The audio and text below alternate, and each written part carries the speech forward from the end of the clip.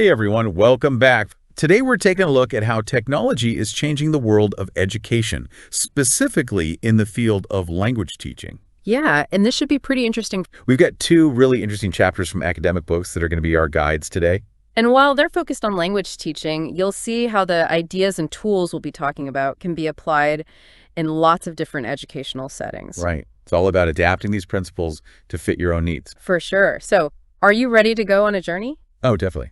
Let's start with the history of educational technology. It's amazing to me how people were already imagining tech-driven learning way back in the 1940s. Oh, yeah. Like what? Like Vannevar Bush's Memex. Hmm. It was this idea for a mechanized personal library, kind of like a super early version of the internet. Wow, that's pretty ahead of its time. But the technology to actually build something like that took a while to catch up, right? Yeah, exactly. Things really started moving in the 70s and 80s with the development of microchips and miniaturization, which led to the PCs and internet we know and love today. Right, but remember all those predictions back in the late 90s that universities would be giving everyone computers? I do. Those didn't quite pan out, did they? Well, not really. And you can probably guess why. Finances, bureaucracy. Bingo. Those were big roadblocks. But one thing that did take off was email. Ah, yeah, I bet that was revolutionary for teachers, especially in niche fields like language teaching, right? Absolutely. Email lists like TESOL created these online communities for language teachers all over the world. That's amazing. They could share resources, ideas, and collaborate without being in the same room. Exactly. It was a game changer. And then came the shift to web-based communication. Blogs and social media platforms started becoming central for discussion and collaboration. Yeah, and then Web 2.0 really blew things open with user-generated content and all. Right. Suddenly, everyone could be a creator, not just a consumer. Absolutely. The barriers to entry were lowered with things like easy-to-use blogging platforms, and the focus shifted from teacher-centered learning to a more participatory model. Which makes so much sense for language learning. Authentic communication is key, right? Exactly. And then there was this other huge shift, the one we're all living with now, mobile technology. Oh yeah, the smartphones and tablets that we can't seem to live without these days. Right, and they completely changed the game for learning, too. No longer were you tied to a desktop computer. Learning could happen anywhere. It's amazing to think about how much things have changed in just a few decades. We have all this incredible technology at our fingertips, but before we get lost in the excitement of it all, we should probably ask, what's the theoretical basis for using technology in education? Is there like a grand unifying theory for it? That's a great question. And honestly, a lot of people make the mistake of thinking there is. Like, if you just throw technology at a problem, it'll magically solve everything. Right. It's like the if you build it, they will come mentality, but for education. Exactly. But the truth is, there's no single theory that dictates how tech should be used in education. Instead, the theoretical grounding comes from things like second language acquisition theories and already established good classroom practices. So it's not about replacing good teaching with gadgets. It's about using technology to amplify what good teachers already do. Precisely. And the research backs this up. There have been studies that show just having computers in classrooms doesn't mean students are learning better. Makes sense. It's the way technology is integrated into the learning process that makes a difference, right? Right. It's when technology helps increase student motivation and helps teachers tailor their instruction more effectively that it really shines. That makes a lot of sense. And this applies way beyond just language teaching, right? I mean, whether you're in business, education, psychology, whatever, it's about using tech strategically. I completely agree. The key is to make sure technology helps deepen learning, encourages people to think critically, and facilitates better collaboration. It's all about those crucial 21st century skills. You got it. Skills like communication, collaboration, being able to find and evaluate information. These are the things that matter in today's world. Okay, so we've talked about the big picture, the history, and the theory. Now I want to get into the nitty-gritty. What are some specific ways technology can be used to enhance learning, especially for our listeners who are master's level graduates? Great question. Well, let's start with the basics, reading and writing. Sounds good. I mean, those are fundamental to pretty much every field. Exactly. And one of the biggest benefits of technology is the huge amount of authentic reading material that's available online. It's like having a massive library at your fingertips. That's amazing for research, but doesn't it also create challenges? Like, how do we teach students to actually read effectively online? I mean, it's so easy to get distracted or just skim the surface. You're absolutely right. That's a big one. We have to be mindful of the tendency to skim and scan online and help students develop strategies for deep analytical reading. And then there's the issue of information overload. How do we help students filter and evaluate all the information they're bombarded with? That's another huge one. Helping students develop those critical evaluation skills is key. They need to be able to identify credible sources and sift through the noise. So it's not just about access to information. It's about consuming that information in a critical and discerning way. Exactly. And there are some really cool teams that can help with that, like blogs, wikis, and social networks. These platforms can be used to promote active reading, encourage critical analysis, and even foster collaborative writing. I've always been a fan of blogs for getting students to write more, but I'm curious, what are your thoughts on using public versus private blogs for student work? That's a good question. Public blogs have the advantage of a wider audience. Right, so students can get feedback from more diverse perspectives. Exactly. But there's also the risk of unwanted comments or even cyberbullying. Oh, right. That's a valid concern. Exactly. Private blogs, on the other hand, are a safer space for students to experiment and get feedback. But they might not have that same sense of purpose or audience that a public blog has. So it's all about finding the right balance, providing a platform for authentic expression, but also ensuring that students feel safe and supported. Yeah, exactly. And speaking of platforms, we should mention course management systems, things like Moodle and Sakai. Right. Those are super helpful for blended learning, where you've got both online and face-to-face instruction. Absolutely. They offer a structured environment for sharing materials, assignments, communication, but they can also be a bit overwhelming, both for teachers and students. So while they have their advantages, it's important to use them strategically and not let them become a substitute for good teaching. For sure. And while we're talking about potential pitfalls, we have to address the elephant in the room, plagiarism. Oh, yeah. In the age of easy access to information, it's definitely a concern. Absolutely. Tools like Turnitin.com can help detect plagiarism, but they're not foolproof. Right. So what's the solution? It's not about catching people, it's about prevention. We need to educate students about the ethics of plagiarism, teach them proper citation practices, and really create a culture of academic integrity. So shifting the focus from punishment to prevention. Precisely. Now, let's move on to another essential skill, listening. Ah, yes. The often neglected skill in language learning. You're telling me. But the digital world offers so much for learners, and not just language learners. Think about all the podcasts, lectures, interviews, audiobooks. It's amazing. You're right. The options are endless. Websites like ESLlab.com are great for targeted listening activities. And then there's YouTube with content on literally everything. You've got it. But how do we make sure students are using all this content effectively? That's a good question. It's easy to get lost in the sea of content. Exactly. That's where teachers come in. We need to help students develop strategies for selecting appropriate material, listening actively, and critically analyzing what they hear. So providing that scaffolding and guidance to make those meaningful connections. Absolutely. And of course, we need to make sure they're engaging with credible and reliable sources. Right, not just anything they stumble across online. Now, let's talk about a skill that's near and dear to my heart, pronunciation. I remember the bad old days of pronunciation practice. Clunky cassette recorders and limited opportunities for feedback. Tell me about it.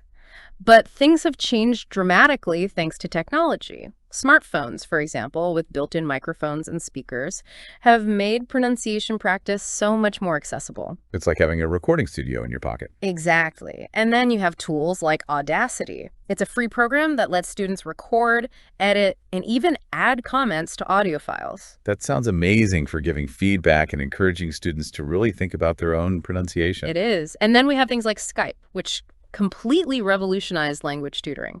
Now you can connect with native speakers for personalized feedback from anywhere in the world. The possibilities are mind-blowing. And what about voice recognition technology? It's come a long way in recent years, right? It really has. You can use it for dictation, voice commands, and even translation. And you know, it's cool. What's that? Just using voice recognition software can actually help with pronunciation training. The software needs to learn your voice to work properly, so it encourages you to speak clearly and pay attention to how you pronounce things. That's fascinating. It's like having a digital pronunciation coach.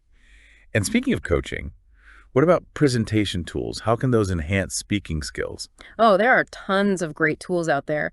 PowerPoint is still around, but there are all sorts of newer alternatives that allow you to create really engaging presentations and incorporate multimedia elements. So it's not just about standing up and reading from slides anymore. Exactly. These tools can help students structure their ideas, practice their delivery, and even get feedback from their peers and instructors. It's a far cry from the static presentations of the past. All right, let's move on to the building blocks of language, grammar and vocabulary. Ah, yes, the bread and butter. But let's be honest, grammar drills and vocabulary lists can be pretty tedious. Has technology made those more engaging and effective? I think so. First, let's talk about grammar checkers, which you find in most word processing programs these days. Right. Those can be handy for catching those little mistakes. True, but they have limitations. They often don't give the kind of nuanced feedback that language learners need, and sometimes they even offer incorrect suggestions. That's not helpful. No, it's not. So while grammar checkers can be a useful tool, they shouldn't be the only one. Now, let's talk about drills. Drills, aren't those kind of old school? They can be, but computer-based drills allow for much more personalized practice. You get immediate feedback, and they can be tailored to your specific needs. And technology makes it so much easier to create and manage drills. So it's not just about rote memorization anymore. Right. Modern digital drills often include authentic content and communicative activities. They can be much more engaging and relevant than the drill and kill approach of the past. Okay, so drills still have a place in language learning, especially with the help of technology. Now, what about something a little more high-tech, Like what? like corpora and concordances? I'll be honest, I'm not really sure what those are. Haha, no worries. A corpus is basically a huge collection of text. And a concordance is a tool that lets you analyze that text for specific patterns and usages. So you can see how words and phrases are used in different contexts. Exactly. Yeah. Which is incredibly helpful for understanding grammar and vocabulary. Imagine you're working on a research paper and you want to see how a particular phrase is used in your field. A concordance program can search through tons of academic texts and show you tons of examples and context. Wow, that's like a superpower for language learners. It really is, and it can be especially helpful for master's level grads who are doing a lot of research and writing. So it's about using technology to gain a deeper, more nuanced understanding of language. Exactly. Now, what about dictionaries? Those haven't gone away, have they? I hope not, but I guess they've gone digital, right? Yeah, they have. And they're so much more powerful now. Instead of lugging around a heavy dictionary, you have access to them on your phone, your computer, your e-reader. That's so convenient. Right. And they can do so much more than just give you a definition. You can get audio pronunciations, example sentences, even translations. It's like having a personal language tutor in your pocket. Speaking of personal, let's talk about a topic that's becoming increasingly important: culture and cross-cultural awareness. I'm really interested to hear how technology can be used to enhance cultural understanding. Well, think about all the resources we have now. Videos, blogs, online communities. It's like having a window into different cultures. It really is. But how do we make sure students are engaging with these resources in a way that promotes genuine understanding? That's where tools like WebQuests come in. They're inquiry-based activities where students are given a task and have to use online resources to find information and complete the task. So it's like a digital scavenger hunt for knowledge. Kind of. It's about engaging students in active learning and encouraging them to explore different perspectives. Can you give me an example of a web quest that focuses on culture? Sure. Let's say you're teaching a course on international business. You could create a web quest where students have to research the cultural norms and business practices of a specific country. Then, using what they've learned, they could develop a presentation or even a marketing plan for a product or service they're trying to sell in that country. That's a great idea. It combines research, critical thinking, and cultural awareness in a really engaging way. Exactly. And web quests can be used for all sorts of topics, not just business. You can use them to explore history, art, current events, social issues. The possibilities are endless. It sounds like a really powerful tool for fostering curiosity, critical thinking, and a deeper appreciation for different cultures. I think so too. And as we move forward in our discussion, I think it's important to step back from the specific tools and think about the bigger picture. You mean the bigger picture of technology's role in education? Exactly. I'm with you. What are some key considerations we need to keep in mind as we navigate this constantly evolving technological landscape? I'm glad you asked. It's easy to get caught up in all the cool new gadgets and gizmos, but ultimately, technology should serve our educational goals, not the other way around. You're so right. One of the most crucial considerations is alignment. We need to make sure that the technology we choose aligns with our learning objectives, our teaching approaches, and the specific needs of our students. Right, it's not about using technology just for the sake of using it. It's about using it in a way that actually enhances learning and helps us achieve our educational goals. Exactly. And we also have to think about the practical aspects of implementation, things like access, training, tech support. Right, those are crucial. We need to make sure that teachers feel comfortable using the technology and that students have the support they need. Absolutely. And we can't forget about the potential for unintended consequences. Like what? Like, if we rely too heavily on technology, could that lead to a decline in critical thinking skills or a decrease in face-to-face interaction? These are things we have to be mindful of. It's all about finding that balance, using technology to enhance learning, but not letting it take over. Exactly. And let's not forget the ethical implications of using technology. Things like privacy, data security, digital equity. All of that. We need to make sure that technology is being used in a way that's equitable, responsible, and respectful of everyone involved. It's not just about the technology itself, it's about how we use it and what values we embed in that use. Couldn't have said it better myself. And finally, and maybe most importantly, we have to remember that technology is constantly changing. It's like trying to hit a moving target. You got it. What's cutting edge today might be obsolete tomorrow. So we need to be lifelong learners ourselves, staying informed about new developments and being willing to adapt. It's about being flexible, adaptable, and always looking for the best ways to use technology to improve learning and empower students. That's the spirit. Okay, so we've talked about the evolution of educational tech, explored some practical applications. Now let's look ahead. What are some of the trends on the horizon that could change how we teach and learn? Well, one trend that's already happening is the move away from traditional textbooks to electronic and interactive texts. Yeah. The end of those massive back-breaking textbooks. I remember going to a conference a while back where a big textbook publisher was showing off its entire collection on tablets. It felt symbolic, like a passing of the torch. It definitely was. And this shift has huge implications. I mean, think about it. Electronic texts can be updated instantly.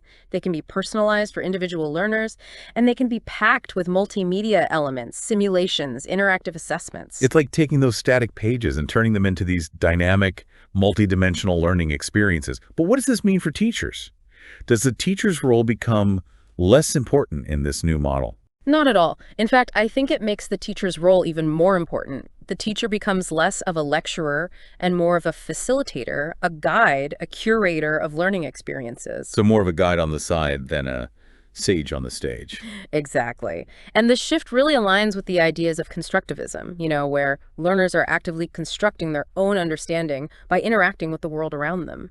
It's about creating learning environments that are engaging and empowering, where students are active participants in their own learning. Speaking of engaging, let's talk about another big buzzword these days, artificial intelligence. What are your thoughts on AI's role in education? AI has so much potential to revolutionize learning. Think about it. AI-powered tutors that can adapt to individual student needs, provide personalized feedback, maybe even create customized learning paths. It sounds incredible, the ultimate personalized learning experience. But doesn't it also raise some concerns? I mean, are we in danger of dehumanizing education, replacing human connection with algorithms? That's a really important point. We need to be very careful about how we approach AI in education. It should be used to enhance human interaction, not replace it. So it's not about replacing teachers with robots.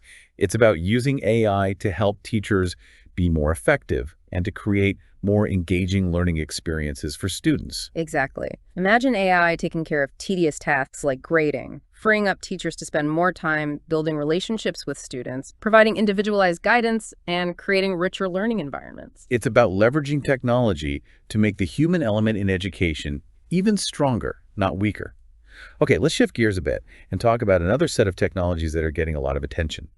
Virtual reality, VR, and augmented reality, AR. What are the possibilities for using these immersive technologies in education? VR and AR have the potential to transform learning into a real adventure. Imagine students being able to explore the Great Wall of China, dissect a human heart, or walk through a rainforest ecosystem, all from their classroom. It sounds amazing. Yeah. But are these technologies just expensive gimmicks, or can they truly enhance learning? Well, like with any technology, the key is to use them strategically and thoughtfully. VR and AR can be incredibly powerful tools for creating immersive learning experiences, fostering empathy, and helping students understand complex concepts in a more visceral way. So it's not just about the wow factor of the visuals, it's about creating meaningful connections with the content and deepening students' understanding. Exactly. And VR and AR can be especially helpful for students who struggle with traditional learning methods. It can give them new ways to engage with the material. It's about recognizing that different students learn in different ways and providing multiple pathways to understanding. And that brings up another really important consideration: accessibility. How do we make sure that educational technology is inclusive and equitable for all learners? Accessibility is crucial. We have to be mindful of the needs of diverse learners, including those with disabilities, and make sure the technology we choose is designed to be accessible to everyone. So that means things like screen readers, closed captioning, keyboard navigation, alternative input devices. All of that. And it also means being aware of potential biases in algorithms and data sets that are used in things like AI-powered learning tools. We need to make sure technology is promoting fairness and equity for all learners. It's about leveling the playing field and making sure every student has the opportunity to reach their full potential, no matter their background or abilities. Now, as we look to the future of educational technology, what are some of the big challenges and ethical considerations we need to be thinking about? One challenge is just the sheer speed of technological change. It's hard to keep up with all the new developments and to make smart decisions about which technologies to embrace. It really is. It's like drinking from a fire hose. How do we avoid getting swept away by all the hype and make thoughtful choices about technology integration? It's a balancing act. We need to stay informed about what's new, but we also need to ground our decisions in solid educational principles and the specific needs of our students. So balancing that sense of excitement and exploration with a critical and discerning eye. Exactly. And we also need to be honest about the potential downsides of technology. I mean, if we become too reliant on technology, could that lead to less critical thinking or less face-to-face interaction or even a sense of disconnection from the real world? These are things we have to grapple with. It's about finding the right balance, using technology to enhance our lives and our learning, but not letting it take over. I couldn't agree more. And we also need to be really vigilant about the ethical side of things. Things like data privacy, algorithmic bias, the potential for surveillance and manipulation. These are all issues we need to be talking about and addressing. Right. It's not just about the technology itself. It's about how we use it and what values are reflected in that use. Well said. We need to approach technology with a sense of responsibility, making sure it's being used in a way that benefits everyone, ethically and equitably. So as we stand at the edge of this technological revolution, it's not just about embracing the shiny new tools. It's about using them wisely and thoughtfully, with a commitment to human flourishing. Absolutely. Technology has the power to transform education in amazing ways, but ultimately it's up to us to make sure it's used to create a more just, equitable, and enriching world for everyone. Wow, we've really covered a lot of ground, from the history of educational tech to the practical applications of all these cool tools, and we even took a peek into the future. But now I want to step back and think about some of the bigger philosophical questions that come up when we consider how technology is shaping how we learn, who we are as learners. What do you think? I think that's a really important conversation to have. We're at this point where technology isn't just a tool, it's really shaping how we understand knowledge, learning, even what it means to be human. That's a powerful thought. And it leads me to a question that's been bugging me. In a world where information is so readily available, what's the point of education? Like, does formal education even matter anymore? That's the question, isn't it? It's one that educators have been wrestling with for a while now. And I think it's even more relevant today. Because, yeah, we have access to tons of information, but education is so much more than just knowing facts. I agree. So what is it about then? It's about learning how to think critically, how to be creative, how to empathize with others, how to develop a love of learning that lasts a lifetime. And those are things that become even more important in a world that's so complex and full of information. So it's not just about what you know, it's about how you think, how you connect with others, how you sift through all the noise and find what's really important. Those are skills that technology, as amazing as it is, can't teach on its own. You hit the nail on the head. Technology gives us access to information and tools for expression. But it's the human element, the guidance of good teachers, the interaction with other learners, the struggle of grappling with difficult ideas. Those are the things that really shape us. That makes so much sense. And it brings up another question for me. How do we make sure technology serves humanity, that it doesn't dehumanize us. It's easy to get caught up in the efficiency and convenience of it all. It is. And that's why we need to be really intentional about how we integrate technology into our lives, especially in education. We need to create learning experiences that put human connection first, that cultivate empathy and critical thinking, not just passive consumption of information. So it's not about rejecting technology altogether. It's about using it consciously and thoughtfully to make us more human, not less. Exactly. And I think this leads to a question with even bigger implications, one that goes beyond just the classroom. How do we prepare students for a world where work is changing so rapidly? That's the big question, right? The skills that are in high demand today might be completely obsolete tomorrow. So how do we prepare young people, not just for specific jobs, but for a future that's totally unpredictable? It feels like we need to rethink the whole idea of education. It can't just be about giving students a fixed set of knowledge anymore. I agree. We need to focus on creating a different kind of learner, one who is adaptable, creative, resilient, and most importantly, a lifelong learner. Someone who's comfortable with change and sees challenges as opportunities to grow. Exactly. Someone who sees learning as a continuous journey, not a destination. And technology, when used right, can help us get there. Right. It can connect us to this amazing global network of knowledge, give us tools to collaborate and innovate, and empower us to become creators and problem solvers. You got it. It's not about being afraid of technology. It's about using its power to create a future where learning is personalized, engaging, and open to everyone. This has been an amazing conversation. I feel so much more excited about the possibilities of educational technology, but also more aware of the responsibility we have in using these powerful tools. I feel the same way. The future of education, and maybe even the future of humanity, is being shaped right now at the intersection of technology and human ingenuity. And it's our job as educators and thought leaders to guide this journey with wisdom and a commitment to empowering all learners. Well said. Thank you for joining us on this deep dive. We hope it's sparked some ideas. Goodbye, everyone, and happy learning. Show support, like, subscribe, share, comment.